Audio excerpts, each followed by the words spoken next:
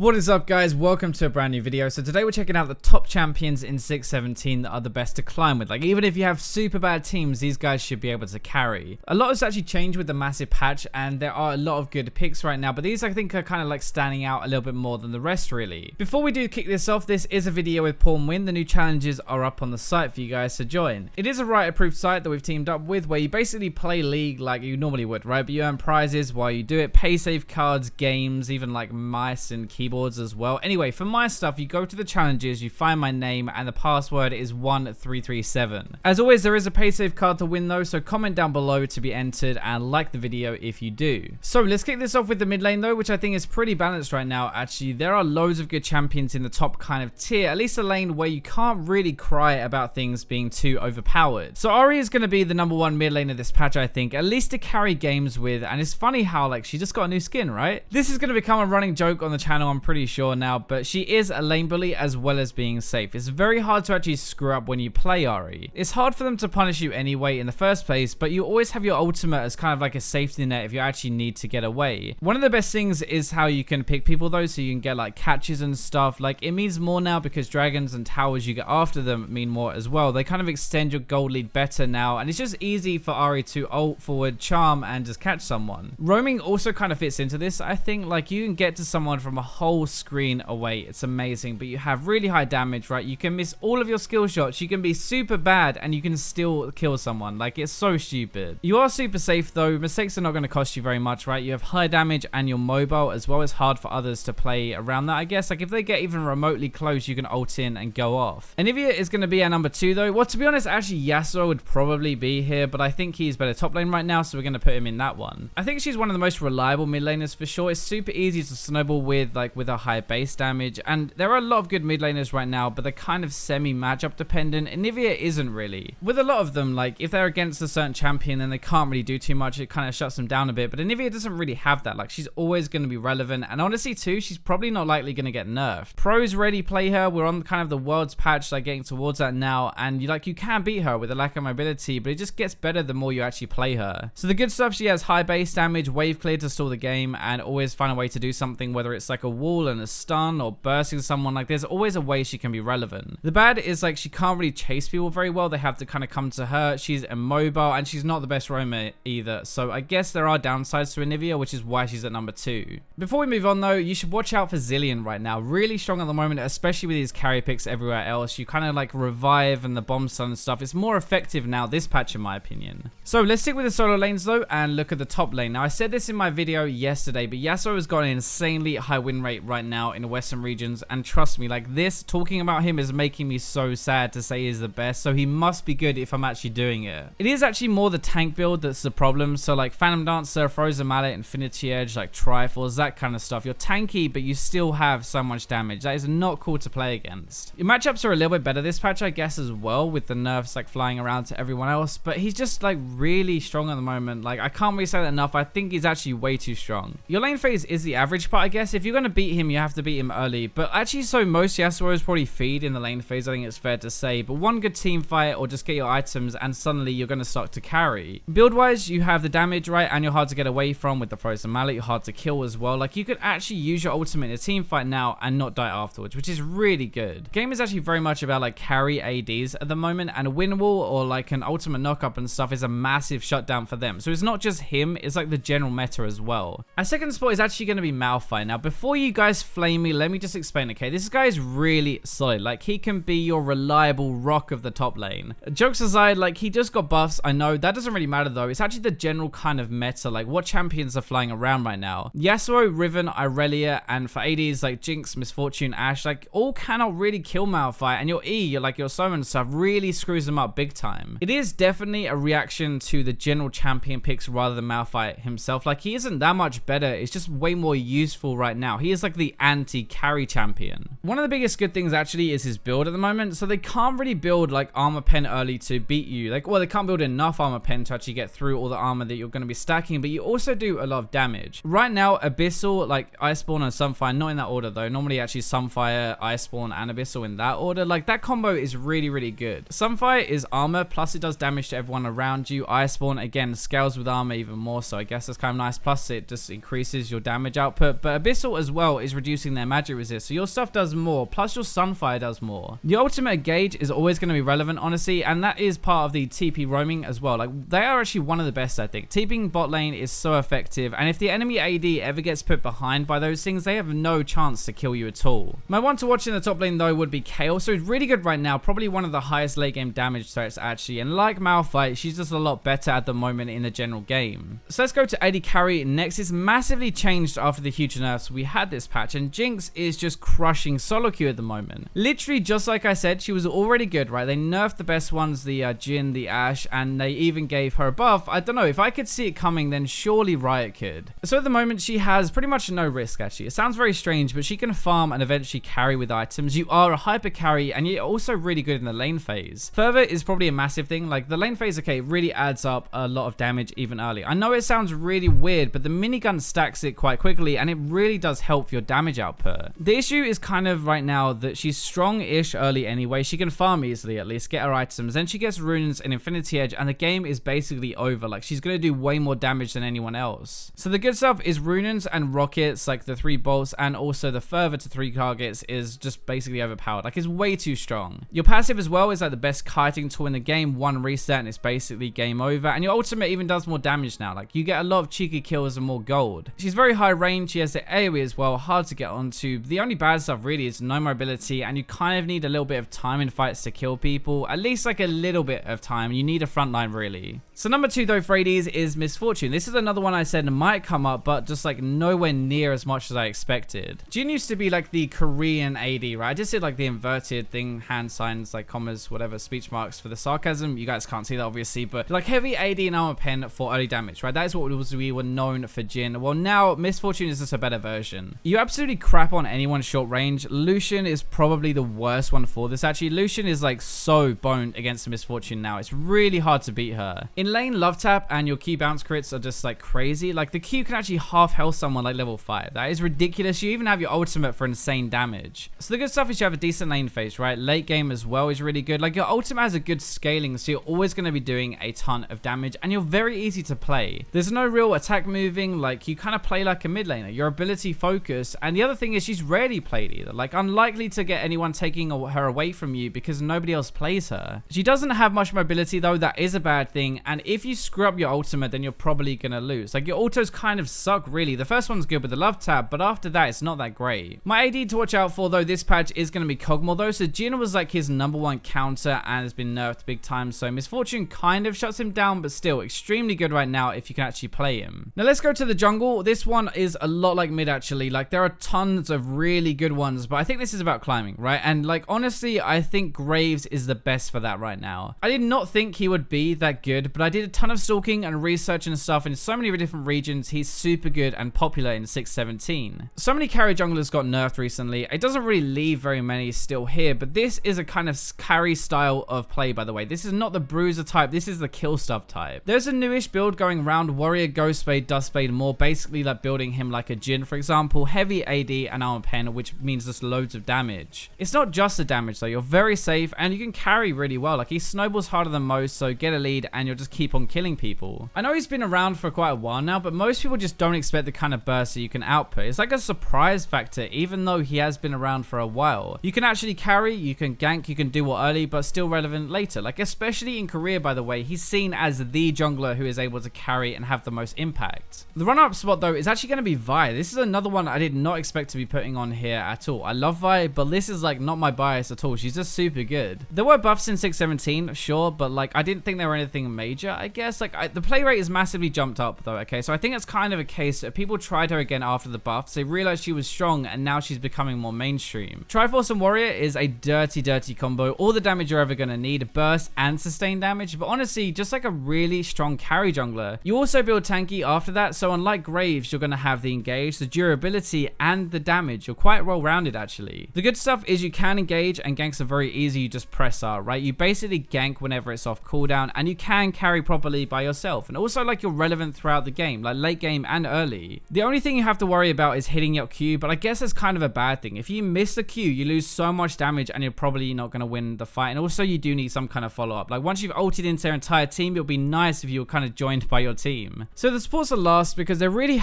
isn't that much has changed, like at all. Like Soraka and Sona are still the best at the moment. Soraka is probably a little bit better than Sona now, but it's still this kind of, Soraka is really good early and Sona is really good later. It sounds really strange, but this is actually the way they work. So Soraka is like a lane bully. She's very oppressive, she's hard to deal with, hard to trade against, and you kind of like fall behind against her, I think, quite easily. Sona, on the other hand, I think is actually manageable in the lane phase now after her nerfs and stuff, but the later she gets into the game, the more her cooldown reduction on her basic abilities from her ultimate really kicks in, and that is where she becomes like super overpowered. There isn't really much point me going into either of these because I talked about them in like the last 2 or 3 videos, I think, of how good they are. So I just wanted to point out these two are still the best. They're still really strong, and it's Soraka for the lane phase and Sona for team fights. So that's gonna wrap up this video. Let me know what you think. Obviously these are my best right now that I think, and statistically and stuff like that, but for you guys it might be a bit different, so let me know in the comments. But thank you for watching, guys, and I'll catch you in tomorrow's video.